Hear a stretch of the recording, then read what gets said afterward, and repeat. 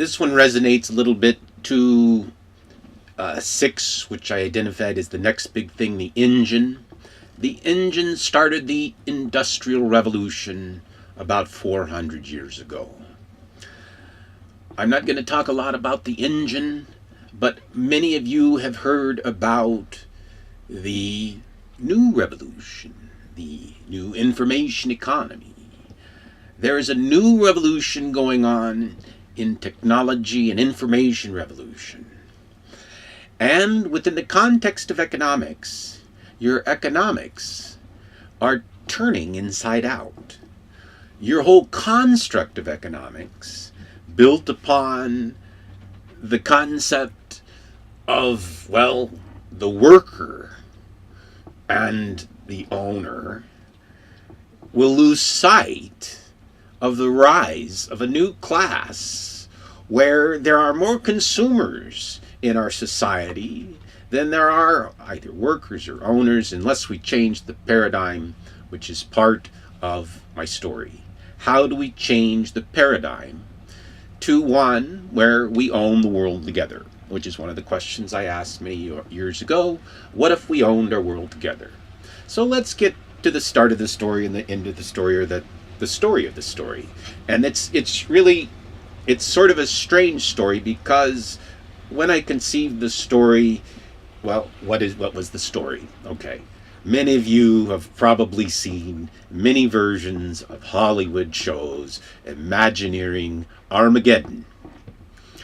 Now, or some facsimile thereof of the deconstruction and destruction of human civilization.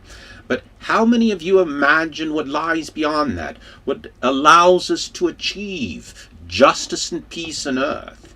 How many of you have imagined, how do we get to like that area of Star Trek, and maybe even with peace in the universe, but let's just start with the world. So the question is, has anybody imagined that fantasy story? And I don't think so. But when I imagined that fantasy story, I realized this story could be made in the context of our own reality. Now, in your net present reality, which I must accept is my net present reality, I'm just a crazy old wacko guy on a YouTube.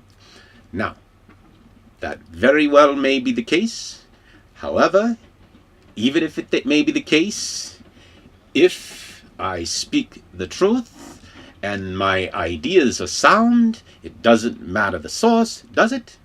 If it is your future, or your best possible facsimile of a future. And that's what I postulated. If you put your heads together, we could create a better future together. Now, so what is this? Well, okay, so it was like an apocalypse. Not the apocalypse you think about, but a revelation. A revelation of new economics, a revelation of why our economic structure is designed to fail, built on like a myriad of debts and banks and nations, and how by deconstructing the debts and banks and nations and recreating a single global world bank backed by the resources of the world, the oil, the gold, the minerals, all of it, we could connect to a single reserve currency tied to a global enterprise structure, which I described before, and I won't go into details now. I call it We People of Earth.biz. But if imagine we owned our global enterprise together, we allowed them to compete with each other, but at the end of the day, we had stock of the enterprise, and, well, we had the people's best interest in mind, because the people were both our consumers, our customers, and our shareholders. Now, that's a different concept of economics than what you have. Now, how do we get from that to, like, okay, first thing is the only way it makes sense to buy the world for the people. I wouldn't want to own the world unless we could achieve justice, peace, and earth. We actually couldn't even achieve this construct of a trust, because it's a trust to get to and achieve a single global currency and open up global markets and achieve a 99-year plan for the world, not just a haphazard plan for nations that doesn't take into account the variables, well, we don't even need to go into global climate change. But if we own the world and its resources together, would we not make better decisions? Would we not say, well, you know what, we might want to leave more coal in the ground for now, exploit these other resources, and when we find clean gold, bring it out, or whatever we can choose, because we would be managing the global interests across all of these sectors. Now, it doesn't mean there wouldn't be stress and strife, okay? But part of it is we need to take a global scale of the problem, okay? And part of it is we need to get rid of governments and nations. Now, how do you do that? Well, it's okay. It's sort of simple, but like, imagine the governments, the communist governments, and those state-owned governments turn their resources over to an enterprise and said, in effect, I'm going to give you a third of my nation. So China says, I'm going to give the world a third of my enterprise, our enterprise of the Chinese enterprise, and in exchange, I'm going to get a third of the action of the rest of the world. And so we are vested in our own enterprises together, and we're vested in the rest of the world together. And, well, there's new economic constructs, for example, within the technology construct. See, this is the thing that is different.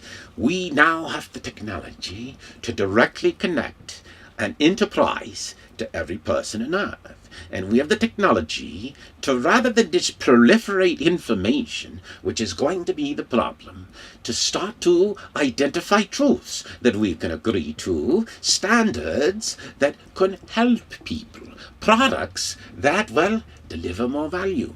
Because when you get to the economics of this whole prosperity thing, when you get down to it, well, by the way, why we need to buy all the resources of the world is we're going to grow the world, we're going to build it out like you wouldn't believe, which will drive the prices of all these commodities up, because it'll drive up the inherent demand. However, when that is driven up, our profits are going to our bank, as we already bought them ahead of time, because we knew we were going to buy the world. See, and that's where it gets to like a conspiracy to buy the world was sort of the screen plan. I call it a screen plan because I could never write this plan.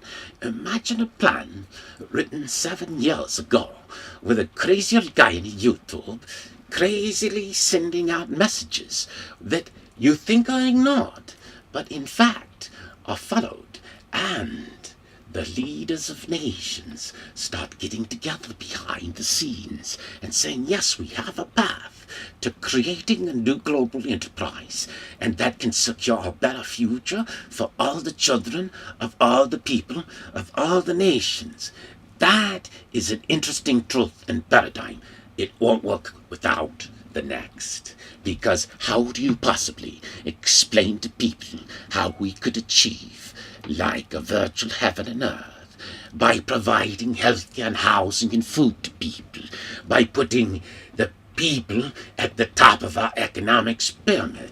How could you possibly explain a monetary system with an inherent common safety net built in? Well, it is trickle-up economics and a super reserve currency. When you combine the two, I don't think you can find a way when our bank is way too big to fail. Why? Because it's the bank of us. But anyway, that's not entirely important, but it is important, because once we have a common bank of us and common open global markets and are working towards a common advancement of prosperity for all people will advance, but will advance to this new state of an information economy, a state where the person is connected to the enterprise and with information technology that will sort of blow your mind. But let's get back to one paradigm of this. It's a story you would all write together.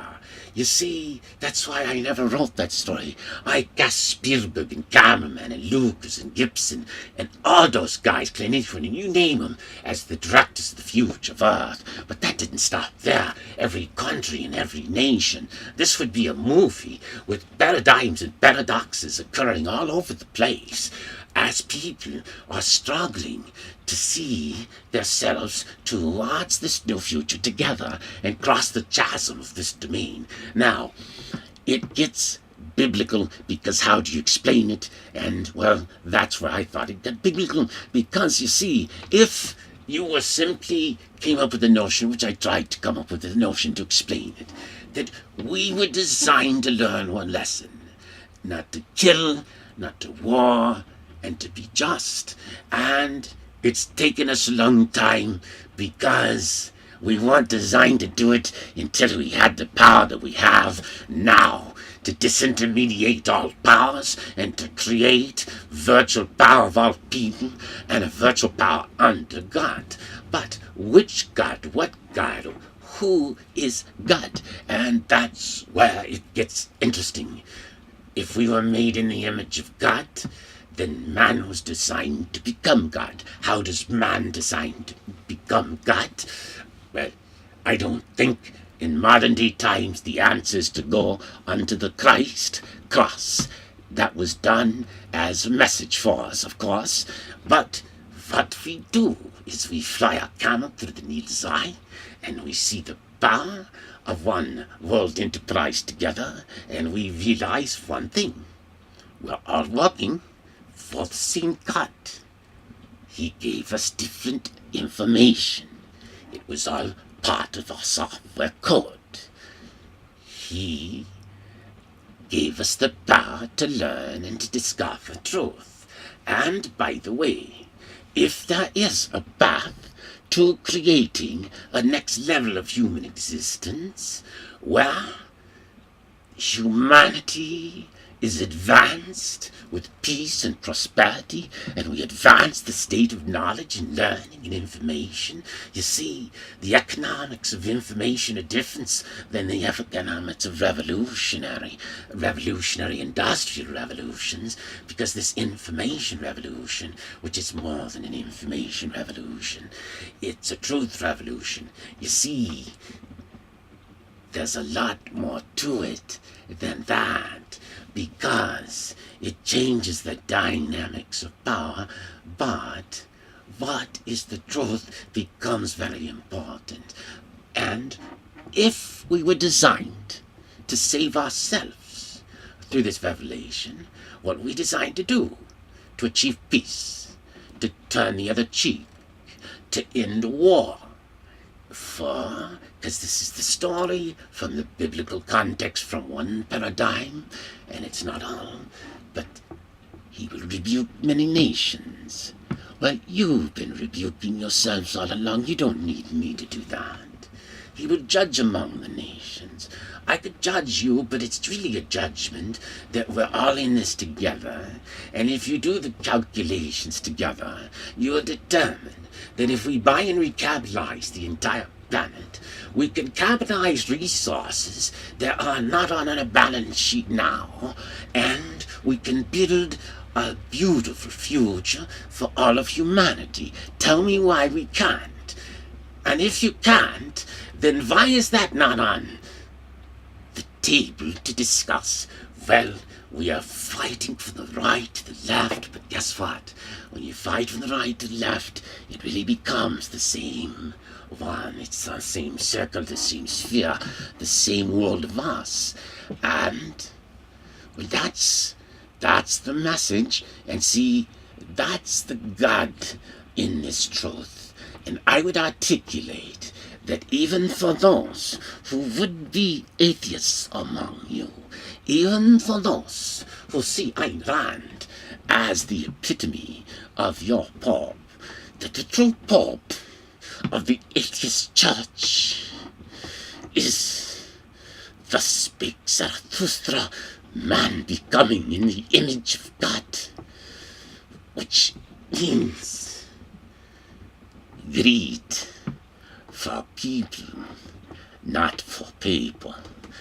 But anyway, long story short, it also means a better and more prosperous world from the top to the bottom. And see, that's just simple binary logic. Thank you.